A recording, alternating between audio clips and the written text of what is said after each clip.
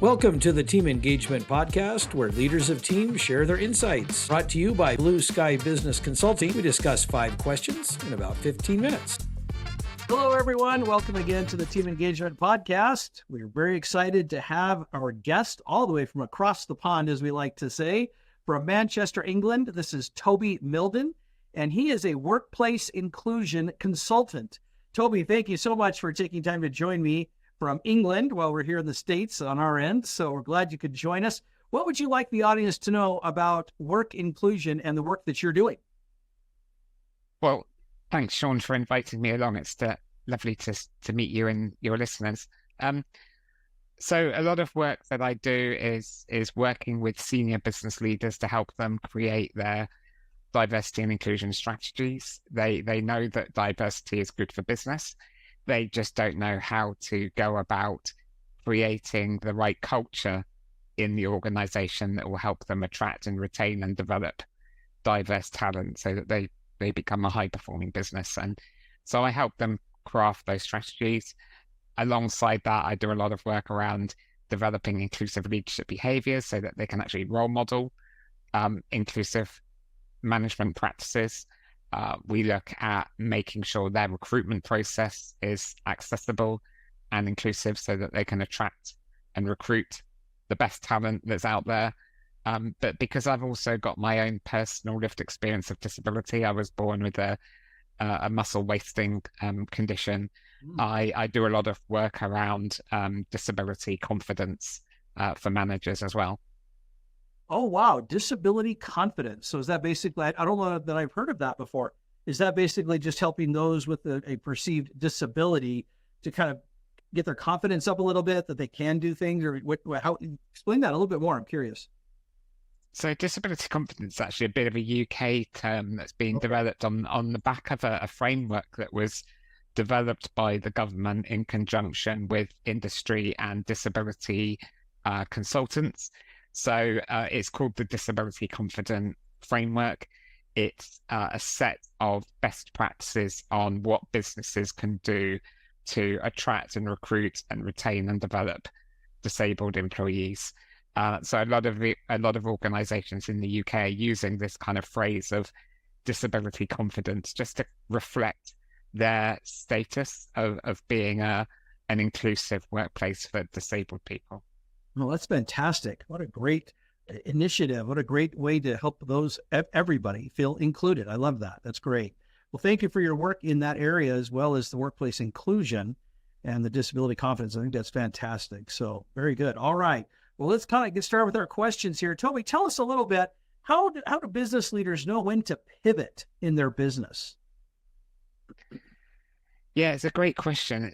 Pivoting is something I've been aware of for a very long time, because before I got into the field of diversity and inclusion, I used to work in IT as a project manager, and pivoting was something that we talked about a lot.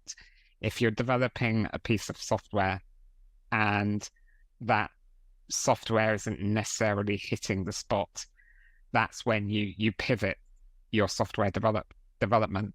And what we mean by pivoting in software development is keeping one foot on your existing software solution, developing another software solution alongside it, and then doing some A/B testing, and then going with the option that passes the test better or more successfully.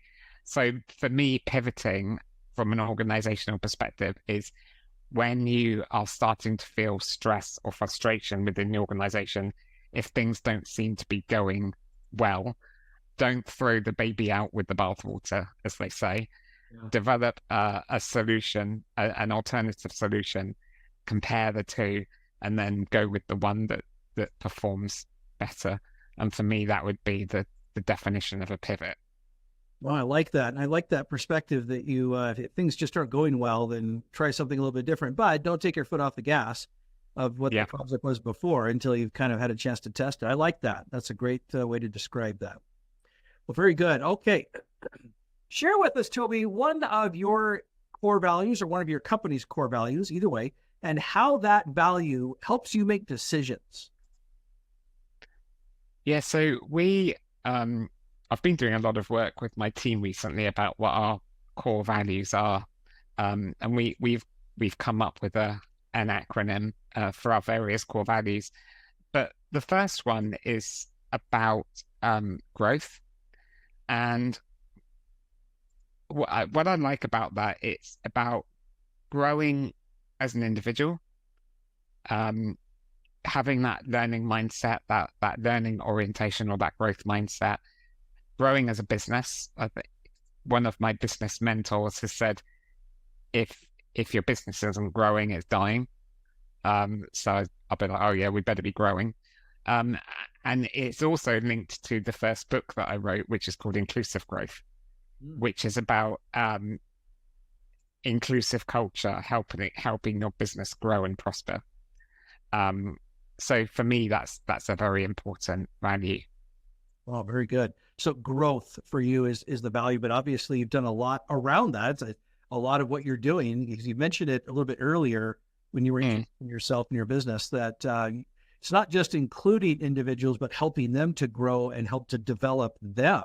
And that's a lot of what you're trying to promote, is not just the hiring and retaining part, but helping them actually grow and succeed and thrive in their position. So that's a great example. Exactly. Yeah, I love that you shared that core value of growth and how you've made that decision. I think it's a really good example. So thank you.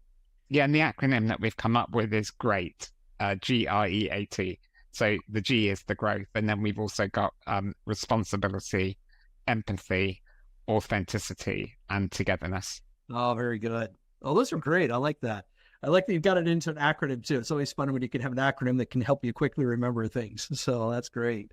Yeah. All right. Well, question number 3, what's one tip that you have for business leaders when they're trying to attract and hire talent?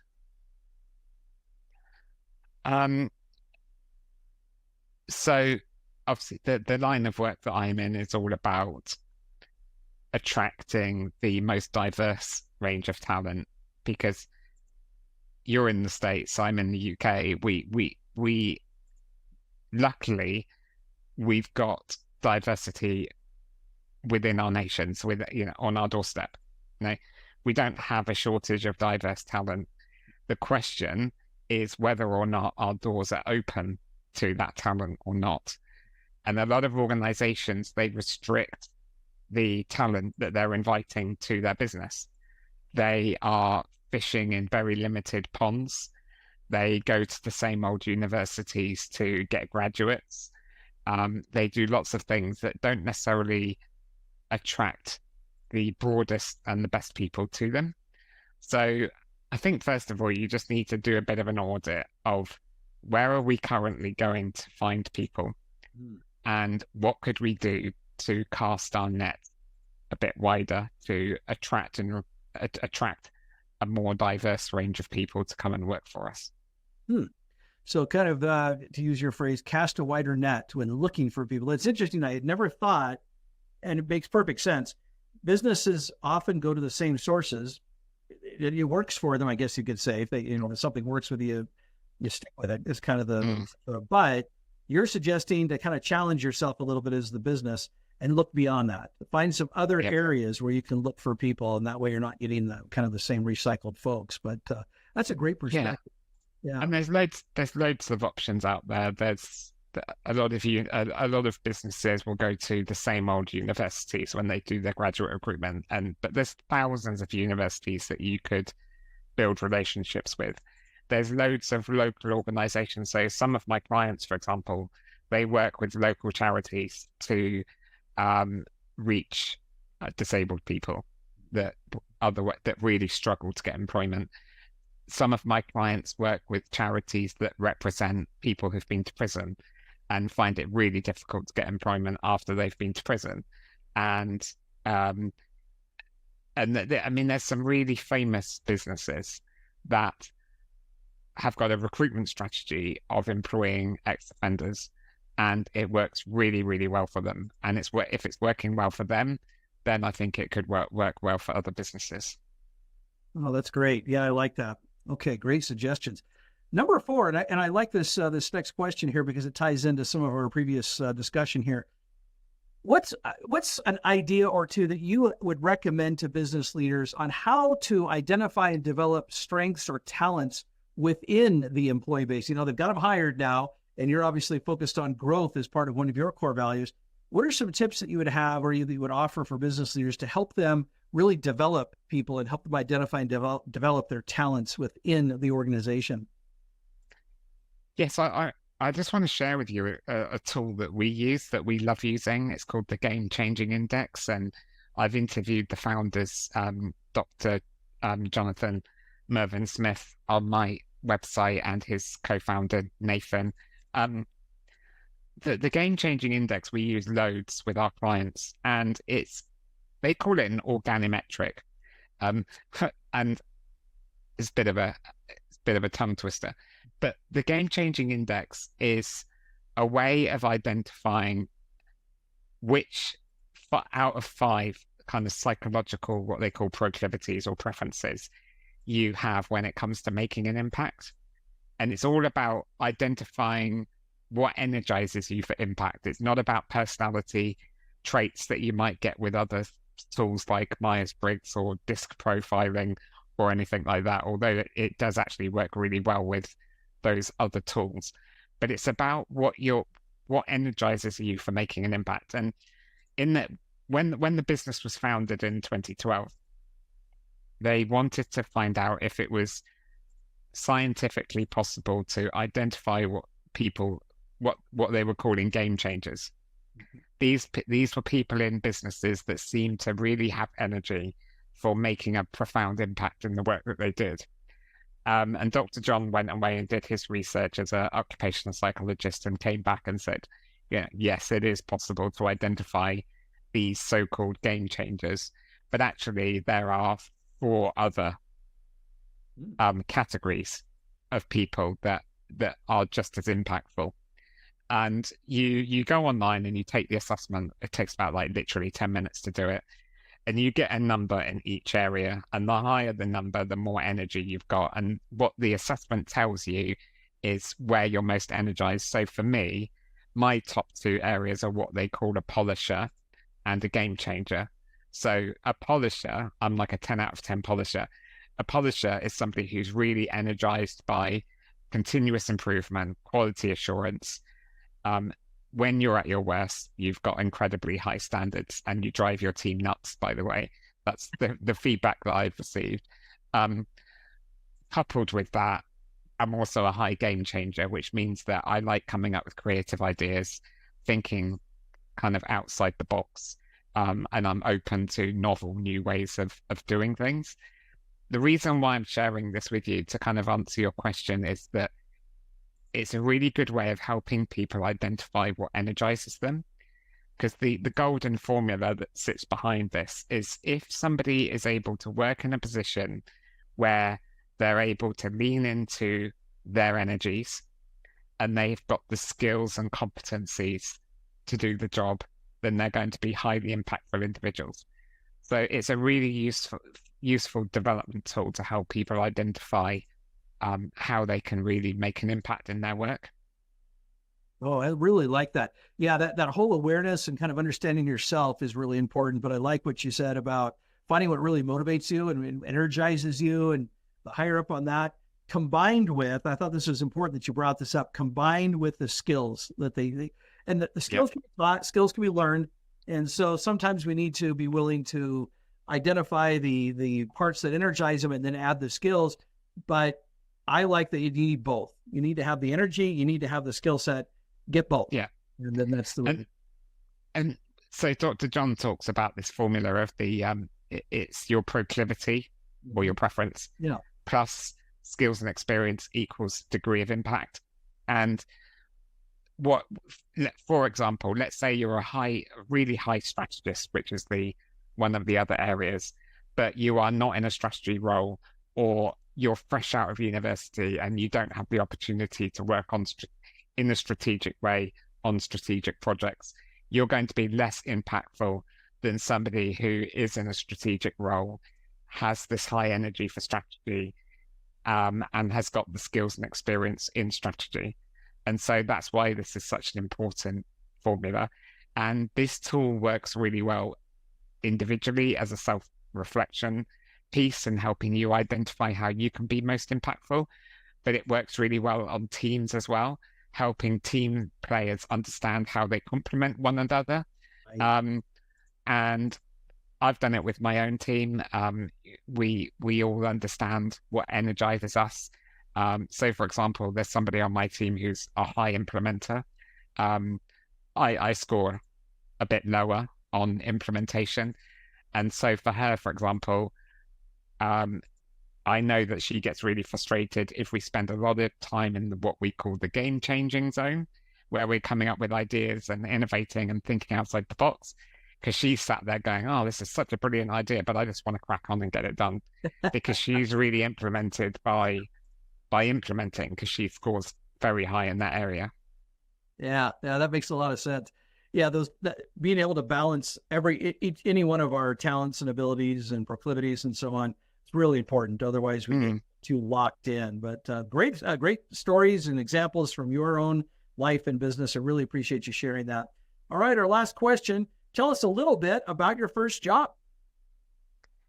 So my very first job was with a bank, and I at the time, all my friends were getting jobs working in supermarkets, stacking shelves. And at that time, I was desperate to get into the workforce. I knew that because of my physical disability, that I would have to do an office-based job, that I couldn't do a physical job like working in a supermarket. And I was getting some rejections from writing letters to get work experience.